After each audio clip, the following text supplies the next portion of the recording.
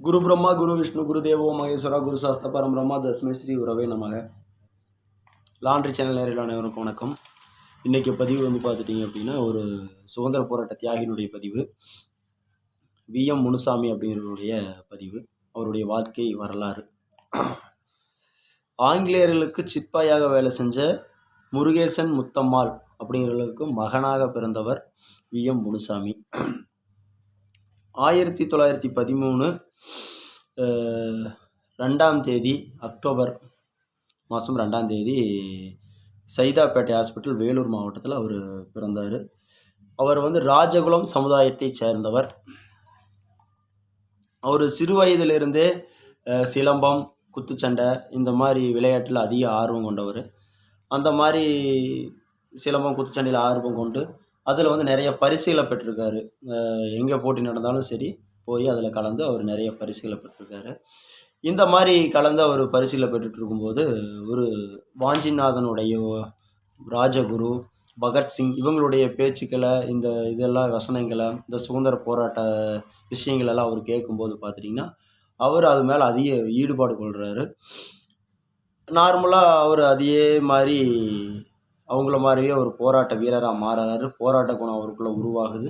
அப்போது ஒரு சுதந்திர போராட்ட வீரராகவே அவர் மாறிடுறாரு. அப்படி சுதந்திர போராட்ட வீரராக மாறி ஒரு 50 பேர் கொண்ட ஒரு குழுவை ஒன்று ரெடி பண்ணி வச்சுருக்காரு. அவரோட நண்பர்கள் எல்லாத்தையும் சேர்த்து ஒரு 50 பேர் உண்டான ஒரு டீம் இருக்குது.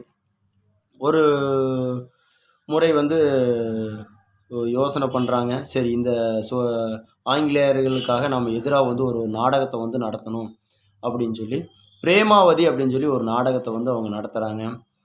அப்போது வயசு பார்த்துட்டிங்கன்னா ஒரு 15-16 வயசு தான் இருக்கும். அந்த வயசுலேயே சிறு வயதிலேயே சுதந்திரப்பற்று கொண்டவர் நம்ம விஎம் முனுசாமி அவர். அப்போ அந்த பிரேமாவதிங்கிற நாடகத்தை நடத்தும்போது ஆங்கிலேயர் இந்த மாதிரி தேச விரோதமான நாடகங்களால் நீங்கள் நடத்தக்கூடாது, இது தேச துரோகம் அப்படின்னு சொல்லி ஆங்கிலேயர் அவங்கள மிரட்டுறாங்க. அப்படி அவங்க மிரட்டும் போது இவர் அதுக்கு பயந்துட்டு ஓடாமல் நேராக நின்று எதுக்கு பதில் சொல்கிறாரு, இது தேச துரோகம் இல்லை, இது புனித போர், எங்களுடைய நாட்டுக்காக நாங்கள் பண்ணக்கூடிய ஒரு புனித போர் அப்படின்னு சொல்லி அவர் சொல்கிறாரு. இவங்க சொன்னால் கேட்குற மாதிரி தெரியலன்னு அவன் ஆங்கிலேயர் என்ன பண்ணுறான், கொண்டு போய் ஸ்டேஷனில் வச்சு கொண்டு போய் நீதிபதி முன்னால் நடத்துகிறான். இந்த மாதிரி ஒரு நாடகத்தை நடத்தி நம்ம தேச துரோகத்தை பண்ணியிருக்கிறாங்க இவங்க அப்படின்னு சொல்லி சொல்கிறான். நீதிபதி இருந்துட்டு உங்களுக்கு ஒரு மன்னிப்பு கடிதம் ஒன்று எழுதி கொடுங்க, நாங்கள் இனிமேல் இந்த மாதிரி போர்களெல்லாம் நடத்த மாட்டோம், எங்களால் இந்த மாதிரி இடையூறு வராதுன்னு சொல்லி எழுதி கொடுங்க அப்படின்னு சொல்லி சொல்கிறாங்க. நாங்கள் எதுக்கு மன்னிப்பு கடிதம் எழுதி கொடுக்கணும், நாங்கள் மன்னிப்பு கடிதம் எழுதி தர மாட்டோம் அப்படின்னு சொல்லி சொல்கிறாங்க. மன்னிப்பு கடிதம் எழுதி கொடுக்கலன்னா நாங்கள் உங்களை ஜெயிலில் போட்டுருவோம் 3 வருஷம் அப்படின்னு சொல்லி சொல்கிறாங்க. நீங்கள் ஜெயிலில் போட்டாலும் சரி, எங்களை குத்தியாக கொன்னாலும் சரி, நாங்கள் மன்னிப்பு கடிதம் எழுதி கொடுக்க மாட்டோம் அப்படின்னு சொல்லி அவங்க தைரியமாக சொல்லி முடிக்கிறாங்க. சரி அப்படின்ட்டு அவங்கள சிறையில் பிடிச்சி ஒரு 5 பேர்த்த பிடிச்சி சிறையில் போடுறாங்க. அந்த 5 பேர் ஜெயிலில் இவ்வளவுதாங்கிற கொடுமைகள் இல்லை. அந்த 3 ஆண்டு காலத்தில் பார்த்துட்டிங்க அப்படின்னா அங்கேயே அவரோட போனவங்க எல்லோரும் இறந்துடுறாங்க. அதுக்கப்புறம் அவர் மட்டும்தான் திரும்பி வராரு. வந்ததுக்கப்புறம் அந்த 50 பேர் கூட குழுவை வச்சு மறுபடியும் ஒரு புனித போரை தொடக்க பார்க்குறாரு. ஆனால் ஆங்கிலேயர் என்ன பண்ணுறானுங்க அப்படின்னா அந்த டீமை உடச்சி சுக்குநூறாக பண்ணிட்டானுங்க. கடைசியில் 1, 2, 3 பேர் இருக்காங்க. அதுக்கப்புறம் கொஞ்சம் நாட்கள் அப்படியே கடலுது. அவங்க அப்பா அம்மா இவருடைய இது பிடிக்காம அப்பா வெறுக்கிறாரு, அப்பா வெறுத்தங்காட்டிக்கு அம்மா வெறுக்கிறாங்க.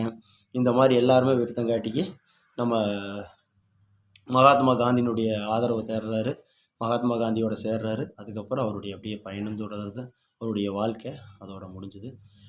அவருடைய இந்த நாள் நாம் அவருக்காக ஒதுக்கி இந்த பதிவு விட்டுருக்குறோம். ஜெய்ஹிந்த், வந்தே மாதரம்.